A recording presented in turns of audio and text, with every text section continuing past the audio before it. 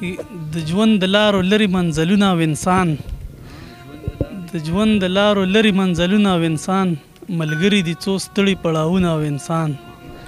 او زما د ژوند پرست احساس یوه خلاصه ده زما د ژوند پرست احساس یوه خلاصه ده چې امن وي ژوندون محبتونه او انسان. مننه. مطلب ده چې وی سیزی رب تحلیق دوی په اورونو کې فنکاره سیزی رب تحلیق دوی په اورونو کې فنکاره پیره ترباب پتار سازونو کې فنکاره او په دې هار موسیقار اوسته راج د مرسیو په دې هار موسیقار اوسته راج د مرسیو اړه د خپل کې پراګونو کې فنکاره او شعر د چې موایا په سمرم او د چا جنگ کې درجار شم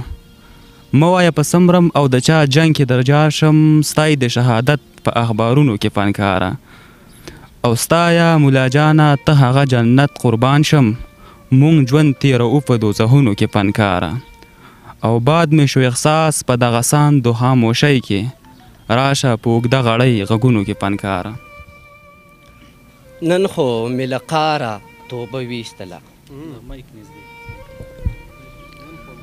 نن خو مې له قاره توبه ویستله بس کا ما له خاره توبه ویستله او دلته اداګانې خرڅېدلې به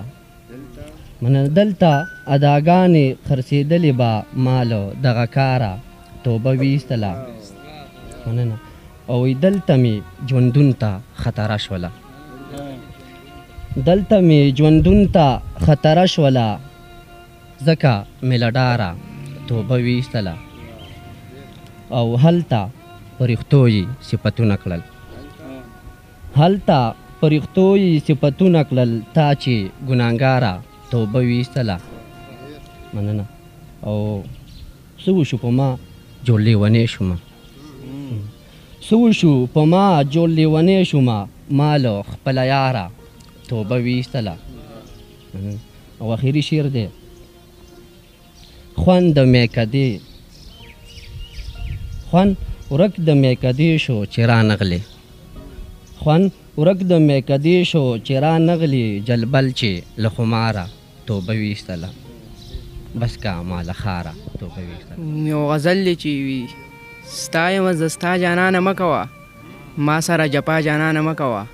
او زه لکه د واورې ویلې کېږم بل سره خندا جانانه مه کوه زه لکه د واورې ویلې کېږم بل سره خندا جانانه مه کوه او نن دې د رقیب په خوله بللی وم داسې ګوره بیا جانانه مه کوه. مننه. نن دې د رقیب په خوله بللی وم داسې ګوره بیا جانانه مه کوه او تیرې پاتې وایي غمازان خسې ته باور په چا جانانه مه کوه او زړه مې د پردې نه را بهر نه شي سترګو کې خندا جانانه مه کوه او نوم د غلچکی به په تا پورې شي نوم د غلچکی به په تا پورې شي بیا د زړونو غلا جانانه مه کوه او راشه کندې کندې زړه مې وګوره دا ښکلې ادا جانانه مه کوه او ماته چې په ډک مې خپل کې نه ګورې ماته چې په ډک مې خپل کې نه ګورې ځان به کړې رسوا جانانه مه کوه